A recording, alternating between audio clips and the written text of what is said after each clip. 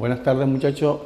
Ahora les vamos a tocar el primer tema de la investigación número 1, que se trata sobre el entorno político, ¿verdad? Los efectos que tiene en el marketing internacional, sobre la soberanía de las naciones.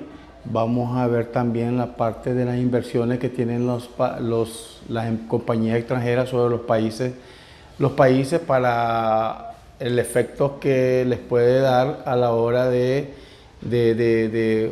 dar parte de sus concesiones en la comercialización de los productos o en el establecimiento de los negocios, instalándose en el país que van a establecer, ¿verdad?, su negocio.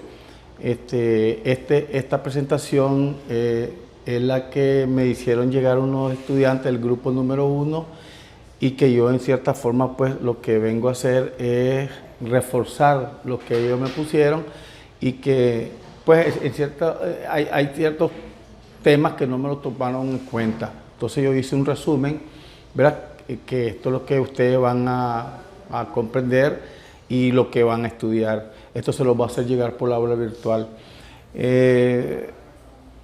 Bien, también les informo que a través del aula virtual, si ustedes se observan, pues les hice llegar dos libros para que consulten, para que investiguen, para que estudien. Sobre ese libro, pues esos son lo que yo trabajamos, lo que está el programa de marketing internacional, y sobre ese libro ustedes también se les facilite y me hagan la investigación más preciso y más conciso. Bien, entonces este entorno, lo que es la primera parte, el entorno político, pues prácticamente es un ambiente que afecta a cualquier empresa que tenga intención de establecerse en un país, y que en realidad pues esto viene a repercutir en la seguridad y viene a repercutir en la garantía que esa empresa tenga a la hora de establecerse. Acuérdense que las empresas buscan un comercio fuera de su país de origen, porque tratan de aumentar su capacidad de venta, aumentar su capacidad de distribución y tener sobre todo mayores ingresos. Ese es el objetivo fundamental. Cuando una empresa nacional viene y satura el mercado de todos sus productos, ¿verdad?, eso también entonces se extienden a través de otros países, ¿verdad?, que ya estuvimos viendo nosotros que es importante la cultura, los valores sociales que tiene ese país, entenderlos, comprenderlos, para que a través de una investigación de mercado el marketing internacional pues sea más eficiente y detecte las necesidades de los consumidores de ese país. La soberanía de las naciones nos habla cuando el Estado es soberano, independiente y libre de todo control externo, ¿verdad? Disfruta de una igualdad legal completa en relación a otros estados. Gobierna su propio territorio, selecciona su propio sistema político, económico y social. La soberanía se refiere tanto a los poderes ejercidos por un Estado en relación a otros países, como a los poderes supremos que ejerce sobre sus propios miembros. O sea, todos los poderes de un Estado, pues, que tenga, pongamos, la Asamblea Nacional, la Corte Suprema de Justicia, el poder electoral, todos esos poderes le dan la razón institucional de lo que es soberanía, ¿verdad?, y que se afectan totalmente a la hora de que un país pues quiere incursionar a través de una empresa a otro país de origen, ¿verdad? Entonces hay mucho celo, en cierta forma, de la soberanía, que se lesiona la soberanía de las naciones cuando establecen convenios, cuando establecen tratados, ¿verdad?, que tienen que ceder parte de su estructura gubernamental hacia productos o comercialización de productos que tal vez vienen a contribuir en las necesidades de los consumidores, pero al mismo tiempo tienen que ceder a la introducción de estos productos al país de origen, o establecer parte de la instalación ¿verdad?, de la instalación de la industria en ese país de origen donde se quieren establecer. Tienen que jugar con las reglas del país pues, que está cediendo que se instalen las industrias, ¿verdad?, que no son directamente el origen de la empresa. Bien, entonces tenemos aquí las naciones pueden condonar aspectos específicos de sus derechos soberanos con el fin de coexistir con otras naciones, ¿verdad? Entonces, aquí tenemos el tratado, pongamos los tratados de libre comercio que existen en los países, ¿verdad?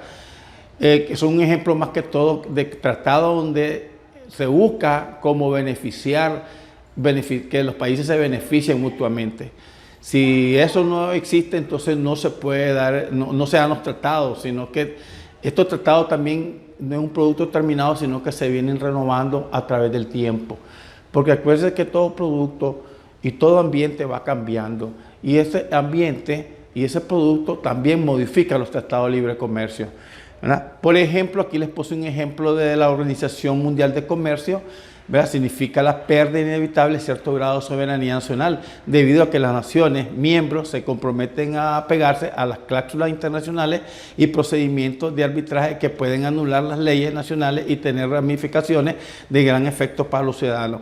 Significa que si entramos a un convenio de la Organización Mundial del Comercio, pues cuando existen estos grandes convenios entre las grandes naciones, pues, y comercialización de productos, hay países pues, que vienen violando sistemáticamente el incumplimiento de esta organización y por lo tanto pueden ser demandados por el país que es afectado, ¿verdad? Puede ser demandado, pongamos las grandes, los países desarrollados donde vienen y establecen convenios donde tienen que intercambiar, pongamos, productos como vehículos, tecnología, y a veces les ponen restricciones para proteger a la empresa local, ¿verdad? Entonces, si nosotros o el país viene y quiere estar dentro de la Organización Mundial de Comercio, pues prácticamente tiene que ceder parte de sus convenios nacionales, tiene que ceder para otros países. Más que todo esto se dan en la comercialización de los productos, ¿verdad? Entonces uno tiene que estar sometido a cierto régimen o ciertos reglamentos para poder intercambiar productos. Ahora, aquí les puse otro ejemplo sobre lo que es cómo interfiere, pongamos, la Asamblea, el Senado en parte de las decisiones que cualquier gobierno puede tener. En este caso, México pues tenía una necesidad de generación eléctrica y que había perdido para satisfacer esa demanda. Entonces lo que quisieron hacer el gobierno en este aspecto, contratar a una compañía belga para construir plantas eléctricas y de esta manera pues liberar el monopolio que existe en el Estado sobre el sistema eléctrico. Pero la Constitución, como les dice aquí, ¿verdad?, mexicana, limita la propiedad privada de servicios. O sea, no estamos muy claros en lo que es aspecto de la empresa mixta, ¿verdad?, donde existe, pongamos, DISNorte, DISUR, donde existe parte de inversión estatal con inversión privada. Entonces existe una combinación de dos sistemas, ¿verdad?, privada y estatal. Entonces, como en este caso de los mexicanos, en la Constitución limita la propiedad de servicio y cualquier excepción requiere 2/3 de la votación de la legislatura. O sea, que tiene que someterse al voto y la aprobación de la Asamblea. Si no tienen los 2/3, eso no puede darse. Pues, el Partido Revolucionario en este caso pues perdió el intento de poder atraer o establecer un convenio con Bélgica para poner a instalar compañías eléctricas.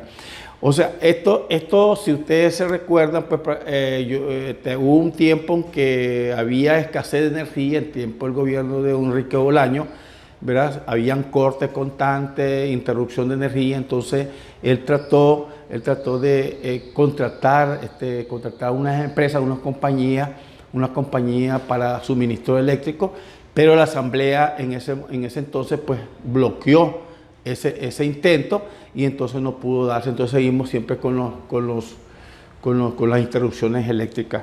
Entonces, siempre cuando haya este tipo de convenio, pues tiene que pasar lógicamente y afecta a cualquier institución estatal, ¿verdad? En este caso, lo que es la Asamblea, para que otorgue el permiso a que, en este caso, inviertan empresas extranjeras en algún sistema que viene a beneficiar a la sociedad, como pongamos el sistema eléctrico, o también puede ser de agua potable, ¿verdad? Que son propiamente de gobierno de administración estatal. Bien, entonces la estabilidad de las políticas gubernamentales también es una situación, es un clima político que viene afectando cualquier inversión extranjera. Cualquier situación político alterado de partido, de sistema social, económico alterado, esto viene a... Y que se den dentro de un país, esto viene a afectar cualquier inversión extranjera y de esta manera pues perdemos sobre ciertas inversiones, que esto nos va a traer beneficios en la contratación de mano de obra. Los partidos políticos por lo general vienen siendo los partidos políticos vienen siendo parte del estudio de marketing para así saber sobre la filosofía de todos los políticos, de todos los partidos políticos que vienen a gobernar. Hay ciertos países donde se alternan los poderes, ¿verdad? Hay dos partidos donde se vienen alternando y de esta manera pues el profesional del marketing internacional tiene que ir viendo cuál es su filosofía de participación, y cada vez que cambia un partido al otro, pues prácticamente tienen que saber cuál es la intención y de qué manera se puede trabajar con ese nuevo gobierno dentro de ese país.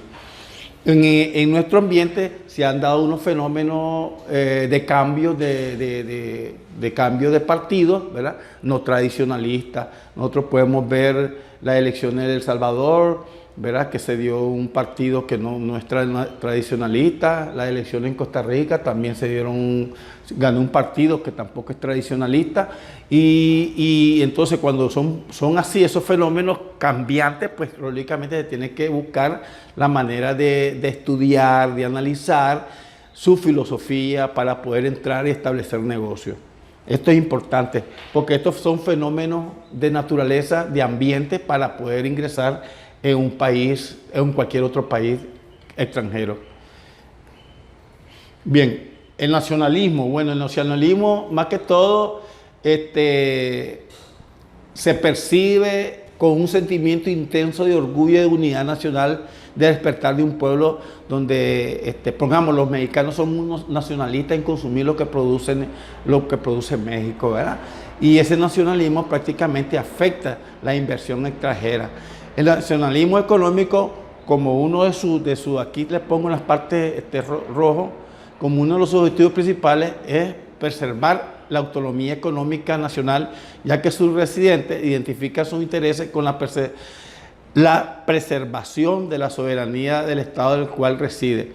Más que todo, para ser más claro sobre los sentimientos nacionalistas, pues se dice que hay mucha cultura, se manifiesta el nacionalismo, en los sentimientos nacionalistas se manifiestan en consumir lo que el país produce. O sea, que nosotros le damos el Estado promueve el consumo de los productos o el consumo de todo lo que produce un país, ¿verdad? Para que sea el desarrollo interno, que sea creciente, ¿verdad? Sobre las otras empresas que son extranjeras. Entonces, como miembro de una sociedad, los pueblos vienen y ellos consumen lo que su país produce. Riesgo político, ahora con los riesgos políticos del comercio global, ¿verdad? Los riesgos políticos, más que todo, se da unos países bien inestables. El riesgo cada día más creciente, va a depender de la situación política en que se encuentre el Estado. Cuando un país es estable políticamente y permite el desarrollo económico, prácticamente ahí hay un potencial para invertir en ese país porque hay garantía jurídica, ¿verdad? Y reglas claras para la inversión. Pero cuando un país no tiene una estabilidad política, entonces predomina lo político sobre lo económico y de esta manera pues la inversión extranjera se ahuyenta. Eso lo conocemos y ustedes pueden ponerse a pensar o analizar fríamente en lo que está sucediendo con nosotros, ¿verdad? En nuestro país.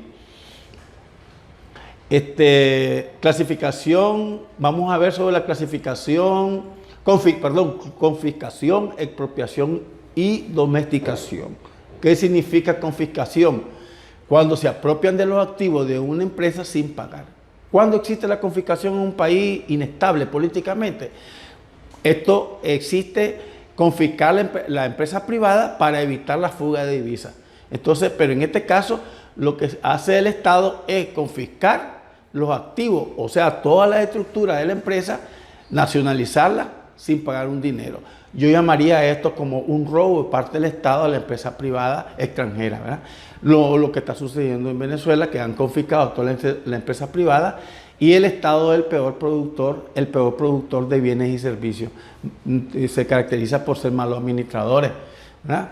Entonces, porque no tienen competencia, porque producen de una manera ofreciendo sin competencia y no tienen una manera de motivación, ¿verdad? Solo producen para sobrevivir. Y entonces por eso es que en nuestros países socialistas vienen teniendo un comportamiento de comodidad y por lo tanto no hay motivación en mantener una calidad constante y permanente y que esto vaya a tener un crecimiento, sino que al contrario vienen teniendo una disminución en su producción y en sus utilidades. La expropiación es lo contrario, quizás la confiscación, porque usted sabe, es la que el gobierno se apodera de una inversión, pero ocurre un reembolso por los activos. Aquí hay condición, el gobierno se apodera. Significa que aunque la empresa privada no quiera vender, ¿verdad? Aunque la empresa privada no quiere vender, entonces el gobierno lo que hace, o confisca, o le pone la condición, o confisca, o te compro, como una manera de presión, te compro al precio que yo te voy a establecer. Entonces lo que hacen las empresas privadas es venderle al Estado a como ellos les quieren pagar. Y de esa manera se llama expropiación. Y después bueno, tenemos la última, domesticación. Esto, confiscación, expropiación y domesticación, se dan cuando un país es inestablemente político y económico y social. O sea, no podemos hablar de un país bien estable. Pongamos, hay unos países que son estables económicamente. Lo político está por debajo de lo económico, pero en otros países lo político está encima de lo económico. Quiere decir que la prioridad política va a sobrepasar lo económico. Le interesa más la política que lo económico, independientemente a cómo vaya retrocediendo económicamente, lo político predomina. O sea, si no hay ninguna solución política, lo económico no se resuelve. Pero en otros países es contrario, ahí lo económico viene siendo su prioridad. Pasa lo político, hay elecciones, ya nuevo gobierno, y entonces sigue la política caminando sin ninguna interrupción. En este aspecto los países, en esta situación los países tienen un mayor desarrollo y crecimiento económicamente, hay más estabilidad, hay más fuerza laboral, hay mejor ingreso. Y de esa manera también prestan condiciones para que la empresa privada llegue a invertir. Entonces, la domesticación ocurre cuando los países anfitriones ocasionan que gradualmente se transfieran propiedades e inversiones extranjeras al control nacional a través de una serie de decretos gubernamentales que hacen la propiedad local y obligan a una participación nacional más grande que la administración de la compañía. ¿Qué significa esto? Cuando los países, ¿verdad? Transfieren propiedad de inversión extranjera al control nacional. Parte de la inversión extranjera pasan al control nacional, ¿verdad? A través de un decreto gubernamental o presidencial. Esto es forzado también, esto es forzado en situaciones. Todas estas tres situaciones se dan porque hay una situación, repito, políticamente inestable. Y esto permite, el objetivo final es que se fugue las divisas, que la fuga de divisas no se esté dando, retener las divisas, pero al fin y al cabo la historia pues, de nuestra economía, siempre las divisas pues, se fugan porque previenen cualquier evento y de esta manera pues van guardando, pongamos, previendo situaciones económicas y que al mismo tiempo esto vienen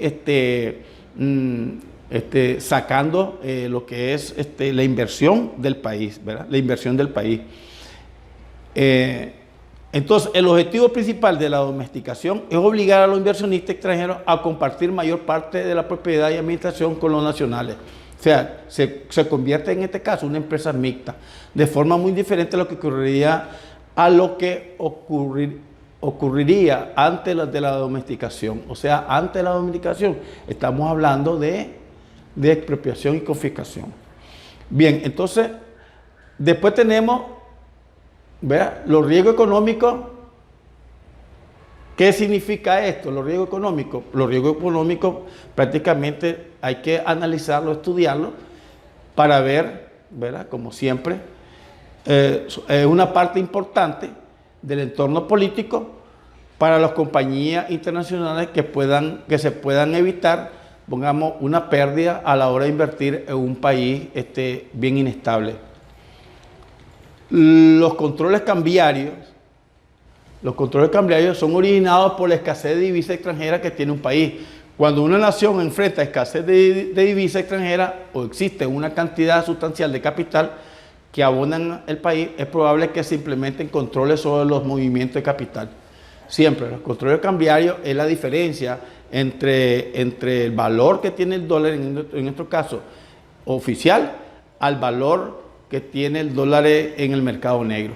Entonces, ese cambio de cambiario es para comprar Córdoba en dólar y con el dólar poder importar cualquier materia prima o cualquier producto.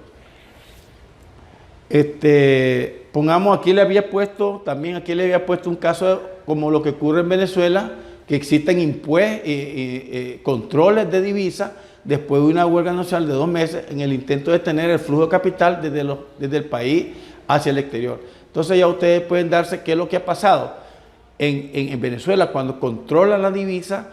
Y eso es regulado por el Estado. Entonces, ¿qué quiere decir? Las pocas empresas que existen en Venezuela lo que hacen es estar solicitando divisas, porque no hay otra forma de conseguirlo, porque el Estado es el único que controla la divisa para importar productos. Y como el Estado lo que hace es dar preferencia a ciertos productos y a ciertas empresas, entonces se dan lo que se llama la escasez de productos en el mercado. La escasez de productos porque no hay un libre mercado, hay un control del mercado a través de las divisas, paralizando de esta manera el desarrollo y la competitividad de la empresa. Leyes de contenido local. Los países a menudo solicitan que una porción de cualquier producto que se vende dentro del país tengan contenido local. Es decir, que si tenemos un producto que se está elaborando en el país, ¿verdad?, tiene que consumir parte de la materia prima que produce el Estado en ese momento, o la mano de obra. Pongamos, en este caso la zona franca, ¿qué es lo que tenemos como leyes de contenido local? Bueno, se instala la zona franca en el país, pero nos van a dar la mano de obra, va a ser nacional. Entonces, tiene que consumir mano de obra nacional, ¿verdad? Y un pequeño porcentaje va a ser mano de obra del país extranjero. Pero la mayor parte de la mano de obra de la fábrica va a ser local. Cuando se trata de zona franca, pero cuando se trata de productos que se elaboran en el país, algún producto, también se le exige a la empresa que consuman mano de obra local y que consuman parte de la materia prima de ese país. Esto es lo que significa ley de contenido local. La otra, restricciones en las importaciones. Bueno, son selectivas en la importación de materias primas, máquinas y repuestos. Son estrategias muy comunes para obligar a la industria extranjera a comprar más suministros dentro del país anfitrión. Por lo tanto, crear mercados para la industria local. O sea, también, ¿verdad?, Entonces van a restringir las importaciones para que se consuman más productos nacionales. Esto con el objetivo de apoyar el desarrollo de la industria doméstica, o sea que si nosotros tenemos, ¿verdad?, la protección de nuestras propias empresas, nos van a obligar a consumir nuestros propios productos, como lo que habíamos hablado anteriormente sobre el nacionalismo. ¿Qué es el nacionalismo? Bueno, consumamos lo que nuestro país produce. Eso se llama pues una restricción de las importaciones. Los controles fiscales son los impuestos que se marcan a los productos extranjeros, ¿verdad? Son los impuestos que se marcan a los productos extranjeros para que también se apliquen y entren mucho más caros, ¿verdad? Mucho más caros, y que los productos nacionales pues sean los consumidos y se desarrollen en nuestras industrias. En este caso, pues prácticamente, si ustedes se acuerdan, cuando hubo conflictos limítrofes con Colombia, se daba una guerra de productos y de impuestos. Entonces, los productos colombianos fueron gravados con impuestos para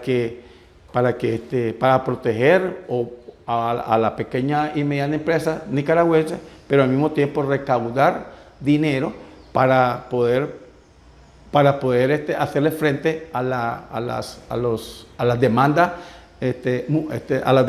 a través de la Corte Internacional de Justicia en cuestiones limítrofes, ¿verdad?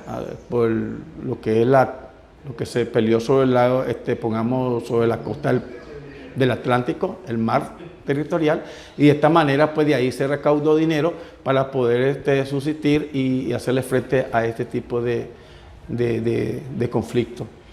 También podemos hablar sobre los impuestos que le ponen, pongamos en la India, aplicando los impuestos a la Coca-Cola, a la Pepsi-Cola, ¿verdad?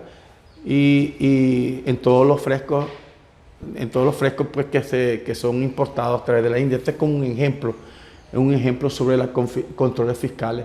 Los controles fiscales más que todo se dan para gravar a los productos extranjeros y que esto permita, pues digamos, a través del mercado sean más desarrollados la empresa nacional y sean más competitivos la empresa nacional que los productos que vienen de afuera. Controles de precios. Este tipo de controles se aplican durante el periodo inflacionario que puede utilizar para controlar el costo de la vida. O sea, todos los precios que afectan, pongamos, la vida de la sociedad, bueno, prácticamente tienen que establecer un precio fijo para que no se disparen.